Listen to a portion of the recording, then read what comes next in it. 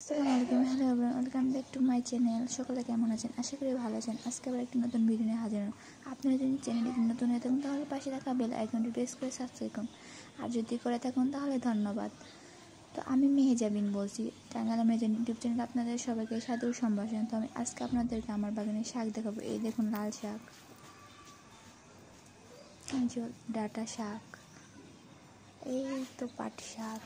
মানে আমার বাগানে কিচ্ছু অভাব নেই, এগুলো সব শাক। এটা দেখেন ঝিঙ্গা নাচি, চিংড়ির মধ্যে আমি বড়ই কনফিউজ। দেখেন কীভাবে প্যাঁচে গোছায় ধরছে, কি সুন্দর মাশাআল্লাহ। ছেয়ে গেছে চিংড়া গাছে আমার ছাদে।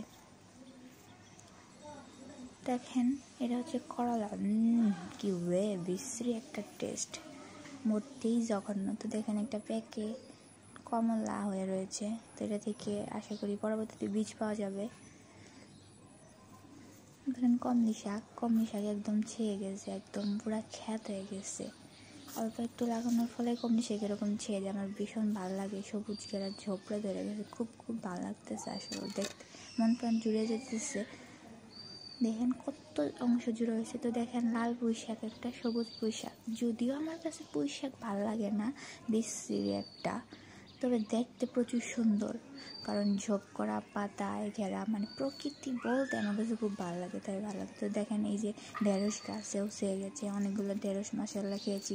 পরবর্তী একটা ভিডিওতে দেখিয়ে দেবো কতগুলো ঢেঁড়স খেয়েছি, ভর্তা ভাজি বা যেভাবে বলুন রান্না সব কিছুই খেয়েছি, অনেক ঢেঁড়স।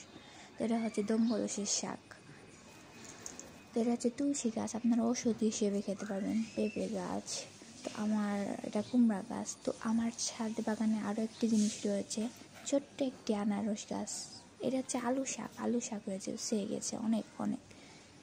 এই তো সেই আনারস গাছটা দেখেন, আনারস ধরেছে, এখন পাকার পাল্লা। তো আমার বাগানে ড্রাগনও রয়েছে। তো আল্লাহ হাফেজ, বাই। সবাই সুস্থ থাকবেন, ভালো থাকবেন এবং আমার জন্য দোয়া করবেন। আসসালামু আলাইকুম। পরবর্তী ভিডিও নিয়ে আবার দেখা হবে আপনাদের সাথে।